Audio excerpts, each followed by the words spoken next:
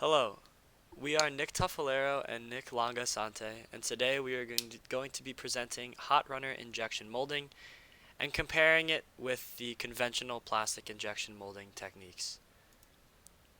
As you're already familiar with, conventional plastic injection molding involves the insertion of a liquid plastic into a mold via a screw, a sprue, and a system of gates and runners.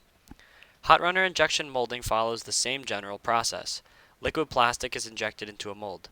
However, with hot runner injection molding, there's a system of heated runners and gates that directly inject heated plastic into the cavities of the mold. Ultimately, this allows for a more precise distribution of material that is tailored to the specific part being created. Today we are going to assess the manufacturing readiness level of hot runner injection molding systems with respect to the following parameters: cost, production speed, production volume, and process capability. By analyzing hot runner injection molding against these criteria, we will be able to make an educated decision on whether or not it should be installed for our company. The cost of a manufacturing system like plastic injection molding is not only determined by how much it costs to buy, but also to install, work with, and maintain. First, we will assess the installation cost of hot runner injection molding systems. According to Formlabs, industrial-level conventional plastic injection molding machines can cost anywhere from $50,000 to $100,000 to install. And according to Rex Plastics, which is a plastic injection molding contract manufacturer, a hot runner system can cost anywhere from $25,000 to $35,000 to install. So, depending on the price of your conventional and hot runner installation, installing one of these hot runner systems can cost at least 25% of your initial investment and up to as much as 80%. Another important consideration when assessing the cost of a hot runner injection molding system is the cost of repair and maintenance. The added complexity of hot runner systems means that maintenance will be much more expensive. It's important that this company carefully instructs its employees on how to use the machine so that damages do not occur often. If the company does not have faith that its employees can properly use the machine without failure, this may be a poor investment. Finally, hot runner injection molding machines require more energy to run due to the additional heating requirement. Either an internal or external heating source is required to keep the hot runners hot throughout the use of the machine. This heating will increase the energy bill and should be considered when installing a hot runner injection molding machine. With respect to production speed, hot runner injection molding systems are superior to conventional techniques in some ways and inferior in others. First, we will compare the cycle time between these two processes. Because hot runner injection molding has extra runners that inject plastic directly into the mold, the time required to fill the mold is lower than that of the conventional injection molding. The hot runners allow for the molten plastic to be distributed to all crevices of the mold in a much more efficient manner than the conventional technique. Another advantage of hot runner injection molding is that it prevents many of the most common defects encountered in conventional plastic injection molding. Because of the nature of the hot runners directly injecting the hot plastic into the mold, this process prevents lumpy surfaces and shrinkage-related issues.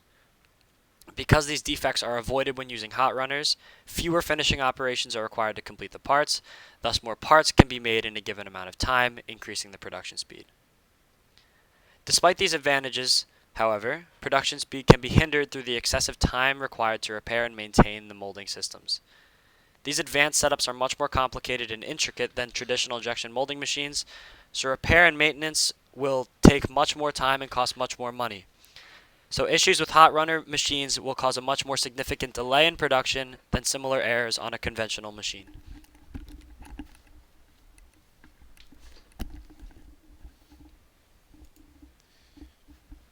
The next thing we should worry about is the production volume. In terms of production volume, conventional injection molding is more versatile than hot runner molding due to the fact that it is able to manufacture in low, medium, and high volumes. Low volume consists of a volume up to 10,000 parts, which include prototyping, market testing, and pilot production. The middle volume run ranges between 10,000 and 750,000 parts, and the high volume is any volume exceeding 750,000 parts. Hot runner injection molding is ideal for larger production volumes because of its ability to perform cycles more quickly than conventional injection molding. If a small number of parts is being made, the increased overall cost of hot runner injection molding will not be worth the speed and finishing benefits. Hot runners are good for high production volumes, not just because of cycling speed though. Because of the precision that hot runners these systems waste less plastic per mold than a conventional plastic injection molding machine. Therefore, each cycle of a hot runner system saves a small amount of plastic, which ultimately saves money. The amount of plastic saved per cycle is very small, but if the production volume is very high, the money saved will become significant. So, if the company has a small or even medium production volume, the installation of a hot runner injection molding machine will likely not be worth the steep price.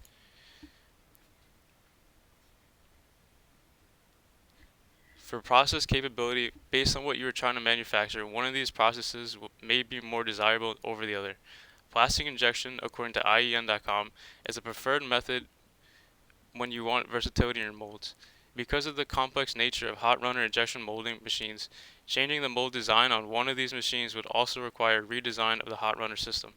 Thus, if the company plans on changing the design of the mold frequently, a hot runner system would be very inconvenient and slow in comparison to a conventional plastic injection molding system.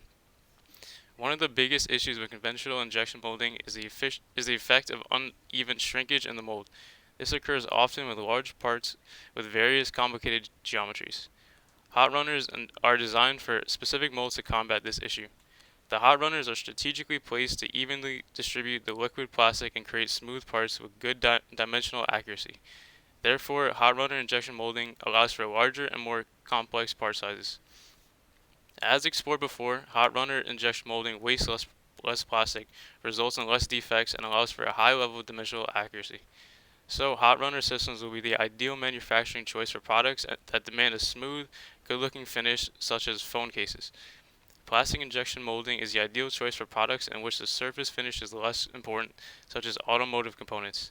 The decision on whether or not to install a hot runner injection system depends heavily upon the specific product that is to be created with it. If this company demands smooth, accurate finishes, hot runners may be a worthwhile investment. However, if the company anticipates frequent changes in the mold design, the installation of hot runners will likely require too much maintenance in order to be useful. Plastic injection molding and hot runner are two molding processes that are different but work to achieve the same goal. Based on their differences in cost, production speed, production volume, and process capability, your intended design determines which process would be more efficient. For a company that produces a certain product that is unchanging and requires very high production volume, the increased price and complexity of the hot runner injection system will pay off in the long run of the company. If the company changes the molds frequently, however, it would become difficult to alter the hot runner system, thus making conventional injection molding the superior alternative. For a smaller company, I would recommend the use of conventional injection molding, while bigger companies would likely benefit from the hot runner system. Also, if your company relies on the fast production speeds of products, the hot runner is a better alternative since you are able to mass produce the products in a high volume and at a faster rate. Since hot runner molding works for parts that can be very complex or intricate, if your company produces parts that are relatively simple, the price for installing a hot runner might not be worth the price compared to the conventional injection molding. In conducting the research for this project, we avoided consulting research laboratory data in order to provide unbiased information that would not mislead the higher up at the company.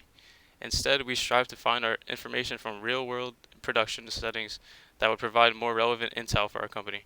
For example, one source we drew from is Rex Plastics, which is a family-owned injection molding manufacturer that has been producing items via plastic injection molding since the 70s. Another source we used was the Rodon Group.